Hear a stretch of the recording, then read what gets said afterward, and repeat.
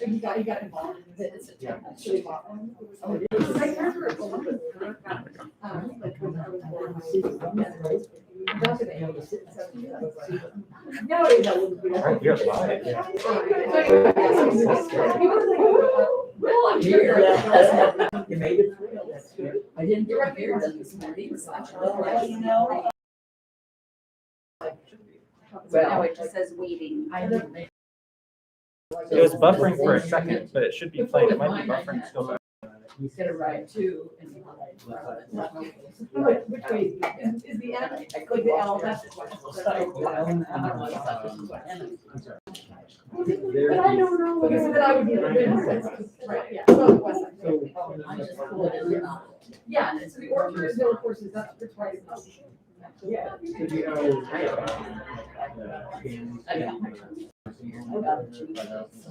Yeah. Yes. Oh, okay. I love it. Okay. Totally. yeah. I'm like, sorry, this is one more. I went to, yeah, so when I was on my phone, I went to like golf today. Oh, good. You would just all keep going. Yeah.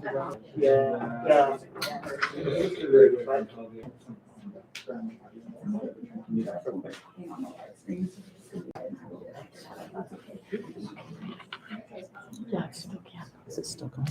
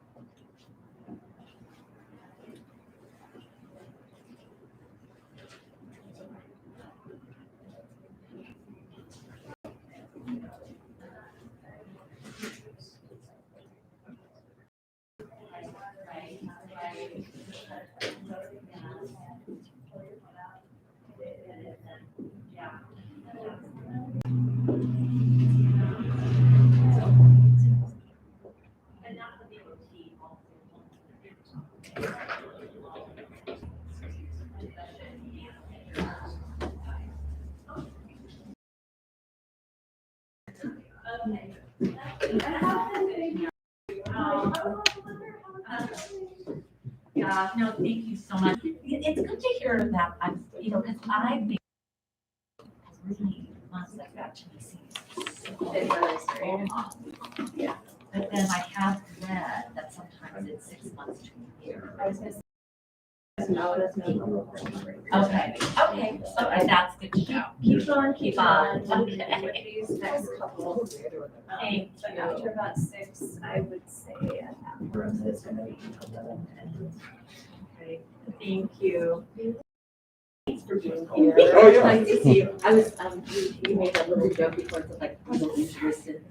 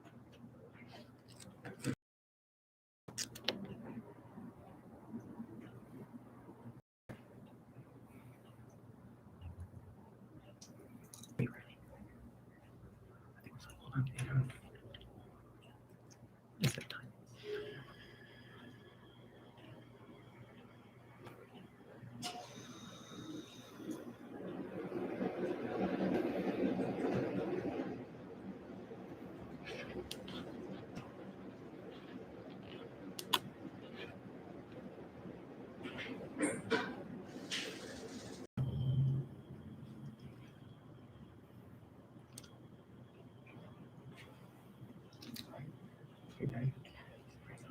and welcome to the Power of Community fundraising event. We are filming live right here in the Greenwood Senior Center. We're so glad that you and wish you could be with us here in person. We just got finished with a moment of silence trying to be quiet before the event, so we're all getting our giggles out behind the scenes. Anyway, I'm Christy Beckley, the Executive Director of the Finney Neighborhood Association. This is our annual event to celebrate and support all of our senior programs. All the things that happen right here at the Greenwood Senior Center, our memory care program, and the village. We've also been honoring National Senior Center Month. So I hope you've had a chance to participate in one of our activities in person, either our community lunch, the open house, or our coffee hours. It was so great to see so many of you in person. Today, our plan is to keep things pretty short. We're hoping to stay under an hour, and during that time, you're going to see how the P&A connects people, especially our older adults, to each other and to the community. You're going to listen from 2 thought leaders about aging and building community, and you're going to learn how you can support all of this essential work. Our goal today is to raise $50,000, and each donation is essential. So far, we've actually raised over 30,000 in donations. So thank you all. Yes, woo! Thank you all to those who have supported already. I must say though that pre-COVID, our goal was much higher, so I'm totally fine if we blow our goal out of the water. So please feel free to donate anytime you feel inspired or each time you feel inspired throughout today's event. You can donate online at finneycenter.org/give-now or by mailing a check to the P&A. All the details are in the check. We're also incredibly grateful for a match we have today based on one of our families who's benefited from the memory care program themselves. So the first $5,000 donations, or first 5,000 in donations today will be matched by this family. Don't forget to check with your employer as well. They may also match your donation, which helps us even more. Want to take this moment to thank our sponsors. A big shout out to Era Living and Village, our 2 platinum sponsors. Thanks for your support today and ongoing generosity. Also to Home Street Bank, Crown Hill Branch, Swedish, Red Hill Burgers, Crescent Builds, Aging Wisdom, Greenwood Hardware, and Anchor Real Estate. Thank you to all of our sponsors today. A couple of other housekeeping reminders for today. We have the chat going on YouTube. We'd love to hear from you. Tell us your stories and what inspires you about this community and our programs. If you don't see it, just minimize the video and it should pop up on the right. We also have closed captioning available. The details of that are in the chat or from your email from yesterday. Support crew, behind the scenes, did I miss anything? No? Good. Cool. So before I pass things off to Cecily, I wanted to share why this work is so important to our mission and to this community. The P&A, here's our mission, it's long, I have to read it. The P&A builds, engages, and supports our diverse community through programs, services, and activities that connect neighbors and foster civic engagement. We believe that the values of belonging, inclusivity, responsiveness, and intentional engagement create a stronger, more connected community. It's because of this longstanding mission that we've been able to continue connecting and supporting members, seniors, and families this past year. Young or old, longtime members or brand new, the P&A connects people. We have people right here at the GSC, online and virtually, village and through our support groups, at the hot meal program, didn't close at all, at our preschool co-ops or partner programs at the Finney Center, at our licensed childcare programs at Whittier Kids, which also stayed open through the whole pandemic, and all along the business district. In a normal year, this vast array of programming would represent over 20,000. Yeah. But more importantly, it represents the work of the P&A and all of you and all of us, and the importance of connecting, gathering as a community and supporting our neighbors. So many of you have been following along and our exciting news about the Greenwood Senior Center site and some dreams we have for the future right here. Because of our long-standing partnership with the City of Seattle, we've actually, and it's the mutually benefiting offsetting agreement throughout the years, we've allowed, we're now in a position to dream of a different potential, envision something new for this site. We don't know what that'll look like yet. We know we'll continue to support seniors in our community, and we'll be coming to all of you this coming year to conduct a community needs assessment to learn more and help us guide our future. But today is all about what's happening right here. So please join me in welcoming Leslie Kaplan, Senior Programs Director, who's going to tell you some highlights about what's going on in our programs. Thank you. As I move into my 16th year working for the P&A here at the Greenwood Senior Center site, I am proud of the innovation that has come from our ability to be responsive to the needs of our community.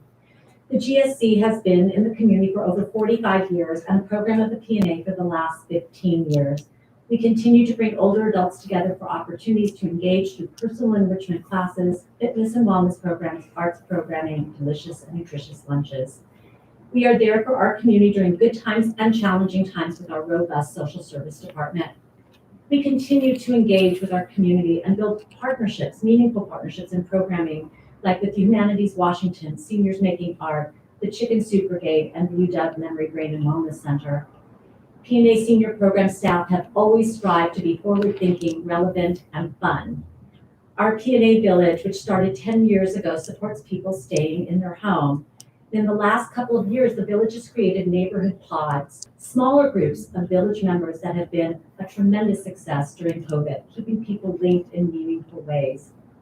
And it's hard to believe we started our memory loss program 12 years ago with just one early stage memory loss support group, and now have a nationally recognized ESML enrichment program, The Gathering Place, multiple caregiver support groups, and added memory loss programs like Song Serve, Art Appreciation, and Brain Games. This last year and a half have challenged us to all pivot quickly and think creatively. It was important to us and this community to find ways to virtually support our older adults, and we were able to execute this. A few short months ago, we were able to begin welcoming back some of our seniors safely in person at the GSC. Though things are not back to normal, we move ahead into the new normal of a hybrid senior program, both for in-person and virtual. We look at making sure that social connection is our North Star. If we've learned anything from this past 19 months, it is that social isolation is a real problem, one that predated COVID, but was exacerbated by it. Our new social connection project will be doing outreach to those in our community that we do not reach currently, creating new partnerships and learning about the whys and whats that are needed to reach more people, support relationship building and resilience. That is why the theme for today's Power of Community is connecting to the future, not just our connecting to you and you to us, but you to one another. And this is also why it is my pleasure to introduce our guests for an important and meaningful conversation, Jim Diers and Kavan Peterson. Jim is a speaker, facilitator, author, and advocate. Jim served as the first director of Seattle's Department of Neighborhoods. He now assists associations and agencies in support of caring, inclusive, and powerful communities. Kavan is co-founder and editor of ChangingAging.org, an entrepreneur and long-term care reform advocate committed to promoting the equality, sustainability, health, and well-being of people of all ages. He is also a volunteer here at our senior center and the village. Welcome, Jim and Kavan. Hey, thanks everybody for joining. I'm Kavan. I'm Jim. I'm super happy to be here. I'm a neighbor, not just a volunteer, but also a member of the P&A Village. I'm a huge fan and an advocate. And I can't express how excited I am to be in person with Jim Diers, who is a personal hero, a real legend in Seattle. And Jim, I just want to hear first, how excited are you to get a little real social connection today? Oh, this is what I live for. Yeah, it's great. And it's great to reconnect with you, Kavan. Awesome. Yeah, I'm so excited. So we're going to kick off by talking about the idea that social connection has a real positive impact. That's kind of an abstract idea. So tell us, in your work, what are some of the most inspiring effects you've seen from the power of social connection? To me, it's key to everything. And I think I've really learned that deeply over the pandemic. I've never spent more time in my neighborhood than I have over the last year and a half. I've never felt closer to my community, and I've never appreciated community more than I have over the past year and a half. It's really my community that's gotten me through this period of time. where people just watched out for each other. You know, I live on Vashon Island now, strong sense of community. We have these pods that have been created, over 200 of them on the island, to prepare for earthquakes. And so we get together all the time to practice because we're always having power outages. So neighbors come together to figure out how do we support each other, who's got the equipment, who's got the expertise. So we know each other. So when the pandemic hit, we knew who needed help, you know, and we were able to provide rides to that person or get them food or childcare. People were just connected, right? We needed masks. 65 people volunteered to sew masks, and they delivered them to everybody in the island. We needed to figure out how do we do testing and vaccines without the PPE equipment, without the medical expertise. People figured out low-tech ways to do it. Volunteers administer the tests. Our vaccination sites are largely staffed by volunteers. Meal programs all over the island that all cooked by volunteers, delivered by volunteers. And then the musicians stepped up and started doing online performances at night, so we kept entertained. Artists stepped up and started doing art installations to encourage everybody to wear masks. We had big masks in front of somebody's van. All kinds of stories. And there's this one guy, David, who identifies an individual with developmental disabilities. And he tried to figure out, how can I contribute? And he started a flower delivery business. No, And he wow. takes flowers to people who are grieving, to people who are isolated, and to people who've been particular champions during the pandemic and really, you know, taken that extra step. And he brings flowers like this. That's really But he cool. also, the best thing he brings is a huge smile. Right. That is really And cool. it's my community that got me through that. That's really awesome. And I know, you are known as being all about building community, and your work has reverberated around the world and inspired a lot of people. So just build off of this, what you've seen personally and maybe what you've seen around the globe about why it is so important as we build community to kind of like address issues like social isolation and use that power. Yeah. Well, I think our community's been in a state of crisis for a long time. And Robert Putnam kind of documented that in his book, Bowling Alone. And just cited about how fewer and fewer people belong to the traditional associations, fewer and fewer people eat families eat dinner together. Lots of things breaking down community, lots of reasons for that. Increased mobility in our society, reliance on technology, all kinds of reasons for it. But I've come to believe there's nothing more important right now than community. Time where we need it the most, it's sort of in its greatest state of crisis. And I think it's absolutely key to everything we care about, whether it's caring for one another, whether it's promoting health, whether it's preventing crime. The whole Black Lives Matter movement really taught us that the answer isn't more police, the answer is more community, right? Whether it's climate change and people just taking more responsibility for their actions and holding government and corporations accountable for on climate change. Social justice. Every major social change has come bottom up. So without strong communities, we can't make change. Yeah. So it's absolutely key. My mom taught me that. I got into this because I care about social justice. I care about the environment. I was a real activist at a young age. I was organizing hunger marches, trying to get food to people in Africa. And my mom said, Jim, when's the last time you visited your neighbor whose house burned? And I never forgot that. It's like if we really care, if we really want to make a difference, it starts at home. It starts with our neighbors, starts connecting. Yeah. You shared a wonderful quote earlier when we were chatting. You said it was a friend of yours in Ireland who said that you should never let a good crisis go to waste. That's right. So talk to us about what we should be doing during this time to take advantage of this crisis. Well, I think we just need to remember the lessons we've learned through COVID. And one of the lessons I've learned, I travel a lot now, and I really enjoy it. I go out and I pick up lots of stories from communities all over the world and see this huge community building movement happening absolutely everywhere. And I can't wait to get back and do some of that. But it's also reminded me to keep things in balance, and that I need to spend more time in my own community. And that, yes, it's important, to get out there and get other people engaged in the community, but you can't really do that unless you're engaged yourself. It's part of what I love about UK is that you don't just talk community, you're doing it. You're active volunteer here in PNA in the village, and that means a lot to me. So thanks for the work you do. Thanks. You're welcome. And I really wanted to talk about, the senior center here. Every community has a senior center, almost everywhere. Yeah. We both traveled. I've been in hundreds of communities. How does the community take advantage of a resource like a senior center? Yeah. What can our community do? Best I think the senior center is special. PNA is special. I travel around, but I share lots of stories from Seattle. So people come to Seattle to learn about what we're doing. So, and when people come to Seattle, I always take them to PNA because it's always been an inspiration to me. So I brought people here from Japan, and from the Netherlands, and from New Zealand, and from Australia. But when I had the most recent visitor, who's the leading community builder in Australia, Peter Kenyon from Perth, I brought him here to the senior center because I said, you've got to learn about this village, the PNA village, and the work they're doing. And he got so inspired that now he is starting up villages all over Australia. One of the biggest things breaking down community are the agencies that are trying to help our communities. Yeah, it's not just If you think about it, the strongest communities tend to be the places where the fewest agencies trying to help communities.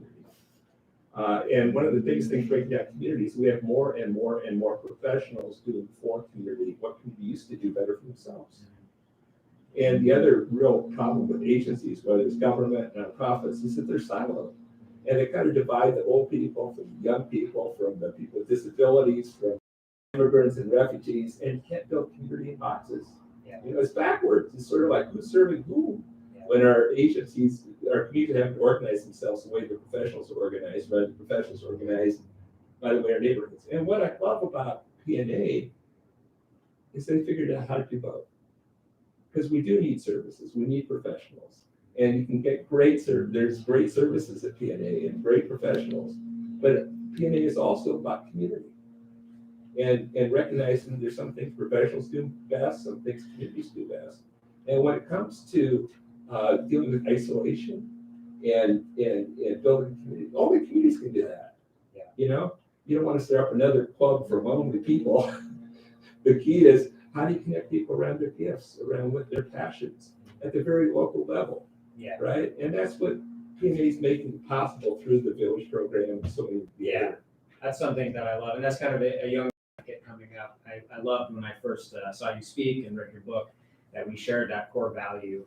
Like everybody matters. Everybody has something valuable to give to the community. Yeah. And that's what I love. And that's kind of one of the reasons I moved to Seattle, to be part of this community, where even the people I think that generally society thinks as being a burden. That's right. It is actually those people that have amazing value. And I had so much fun volunteering and advocating and being part of this amazing community.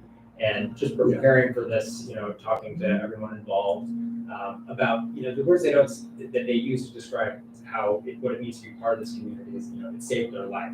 Yeah. It's just actually absolutely life-saving. Folks that have participated in the village and in the support groups that are here.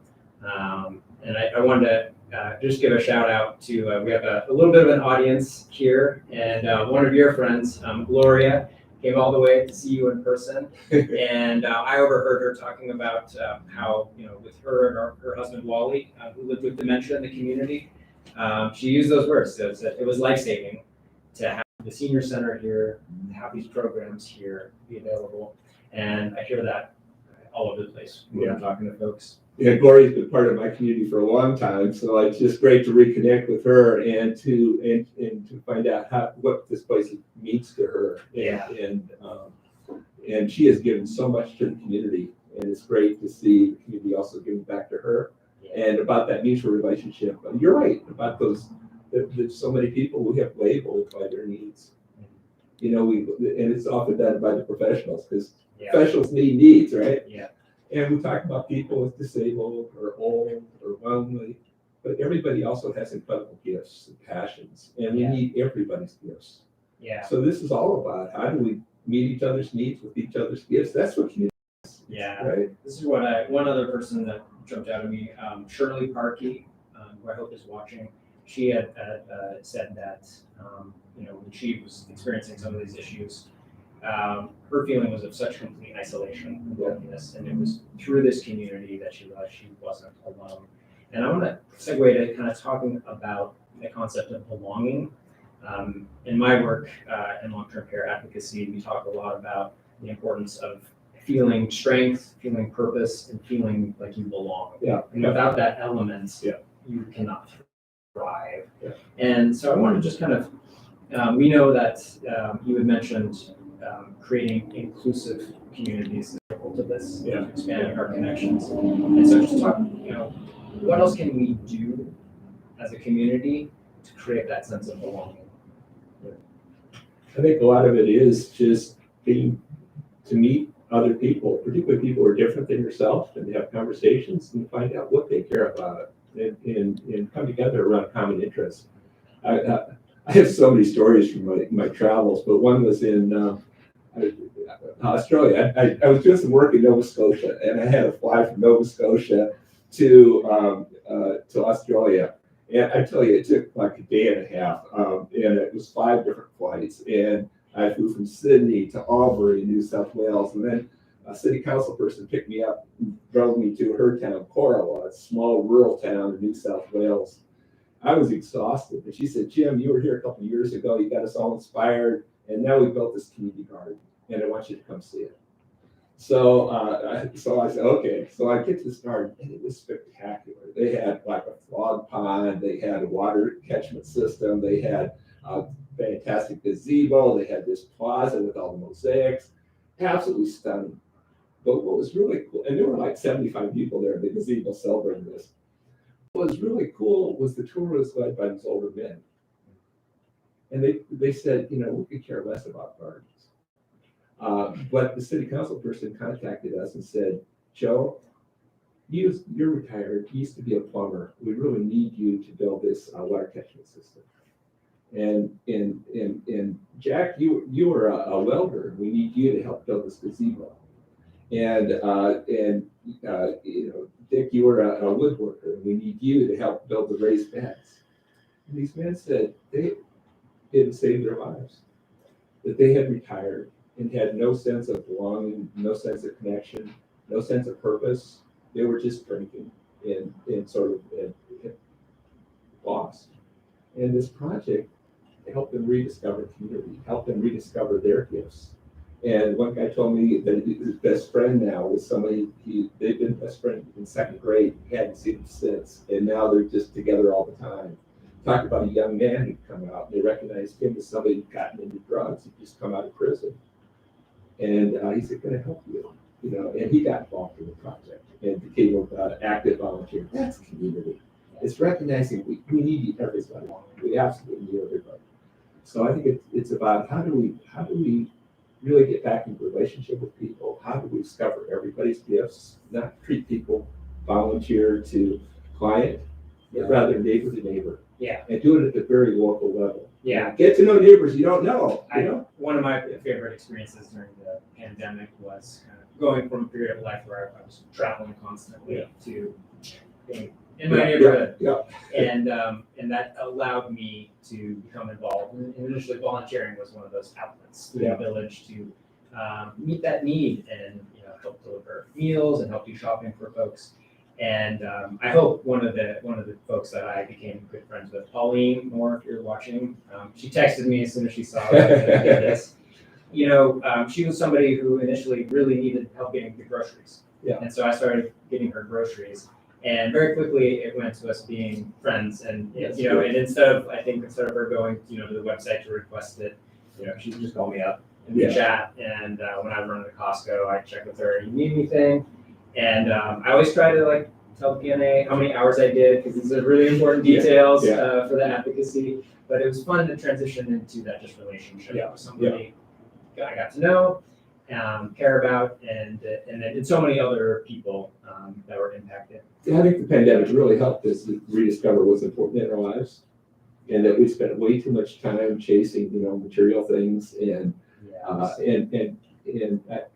you just read about how so many people have quit their jobs and they're looking for more meaning in their lives. They want to work more regular hours. They want to connect more with their family, with community. And I hope we hold on to that. And just remember what's most important. Yes. I kind of we should talk a little bit about the hard stuff, because the pandemic I like to call out to folks that, they just highlighted that there are a lot of people living in isolation. They highlighted that they were experiencing that before the pandemic. And I just want to take a minute. I would love if we could talk all day about Robert Putnam and voting alone, because like the consequences and the reasons. But I was just wondering, for the people who, I don't know, resist being connected, who are just like really withdrawn. And I think those are the people we really care about. Do you have any words of wisdom or empathy, for folks in that situation who have been isolated? Yeah.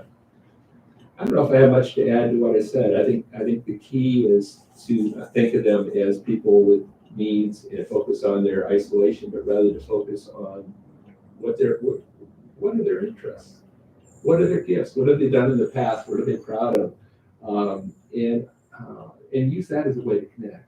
Rather than how do we bring people into the senior center, how do we bring the senior center out to the community and get people to connect with their neighbors.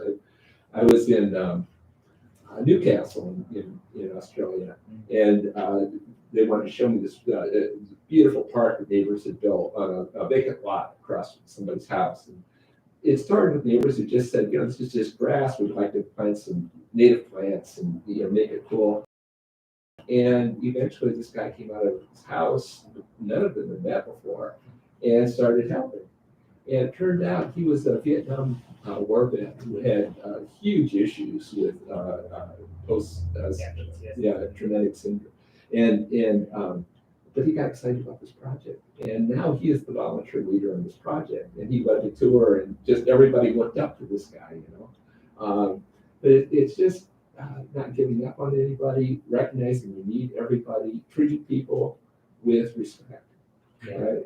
And dignity, that everybody has something to offer, and we're missing out when we aren't in that kind of relationship with them. There's a project in Ames, Iowa, where they recognized everybody had poverty in their lives.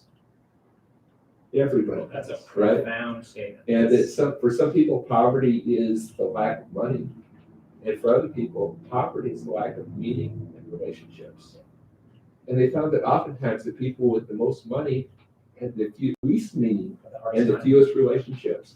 So they started bringing people together across class to help each other with their poverty. Right? We need each other. Right? It's That's so true. We're kind of wrapping up here with a little bit of the concept that I think the power of building community is in our hands. It's in your hands. We are the important ones. But you also need an organization like PNA to help facilitate that, because so many people now are withdrawn. They, I don't know what it is. It's hard for us sometimes to step on it. Judith Wood, who's been an active member of PNA for the longest time, started up that whole Neighbor Appreciation Day. It was just sort of a made-up thing. But it gave people an excuse to go out and say hi to their neighbor. It's almost like we need permission. It's like people are a little bit reluctant to go out, put themselves out there, right? I think PNA is the one that kind of helps that bridge. Yeah, it provides that sort of framework that in the context for people to connect again, to make it okay, to make it easy to connect. Yes. Absolutely. I'm going to wrap things up on that note, because I think that is our superpower here at the Greenwood Senior Center and the PNA and the village. So everybody, it's in our hands to get out there and connect. Make sure you say hi to a neighbor today. There's a great power in that. And I'm going to hand things over. Don't just say hi. Just say hi. Give money to the PNA, right? And volunteer with the PNA village. Yeah. And to emphasize that, I'm going to turn it over to my good friend, Christy Everett, PNA board member, to wrap it up with that ask. Thank you, everybody. Thank you guys so much for being here, and everything you said just resonates inside of me. So, hi everyone, my name is Christy Everett. I'm one of the other Christies here at the PNA. I am an active volunteer for the PNA Village program, but I also serve as a PNA board member. It's my pleasure to be here with you all virtually today. Would love to see you in person. To share my passion and excitement for the PNA, the programming, the things that we do, and how you can help to really play a vital role in the programs that we have here for our aging adults. I am an occupational therapist. I've been licensed for almost 25 years. I don't like to admit to that, but I'm not that old. In my profession, considering someone healthy is the person's ability to be able to engage in their environment and the things that they want to do, their daily activities, with needed social and personal connections and resources, to be able to support their well-being and their quality of life. As a village volunteer, over the last couple of years, I've really gotten to know some of our amazing, wonderful, vibrant seniors here within the community who are aging in place. I've been able to provide some skilled level of assistance to many of them. I do some grocery shopping for some folks who don't have the ability to be able to tolerate a long shopping trip or maybe reduced mobility. But I also, one of our village members was disconnected from her library for the blind service when COVID began. And that was her main lifeline to that she did and found valuable within her life. And that was missing. So I was able to help to provide some additional books on tape and reinstitute that relationship. I've also done some assessments and things for bathroom safety, fall prevention, grab bars and things like that, for folks that are in need and are trying to modify their homes for staying in place as long as they can. These tasks really started as a service, that we provide as the PNA and that I provide as a volunteer. But really these connections have become friends of mine. And the time that we spend together now, I don't consider a service, I consider it care. We share mutual respect. We share stories, check-ins, notes, pet visits. I have a crazy dog who I like to bring around on occasion. Small gestures, it really is amazing. One of my clients or folks that I work with, she's 95 years old, and I apparently did not connect with her on my scheduled routine, and she reached out to the PNA to check on me. So how cool is that? So it's really an amazing opportunity to be able to build community and to be able to make a sense of community where potentially we haven't before. These experiences and my passion for being able to promote some really truly health-based interventions within the community. Our existing programs here at the PNA currently support this. So as you've heard earlier today, through the Greenwood Senior Center, the PNA Village, our memory loss programs, really we are creating connections. We're building resiliency. We're fostering well-being. But the contributions that you can make today can really help us to expand those programs and to kind of, reach out a little bit more with our thinking, to provide these essential needs that our community needs. That was reiterative.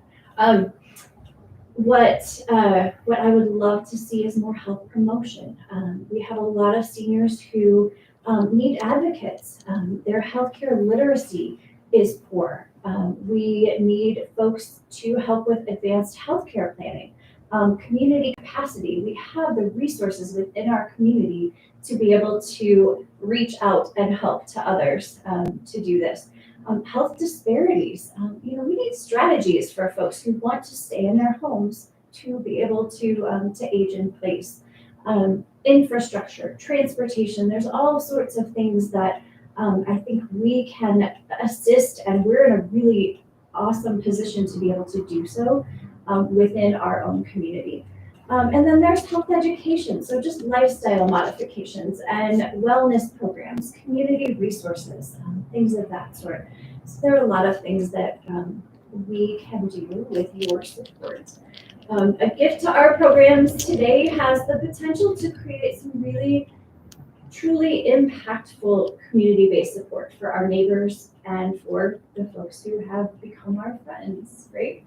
I think my passion is that you can assist us in providing for this because it really is contributing to something bigger, right?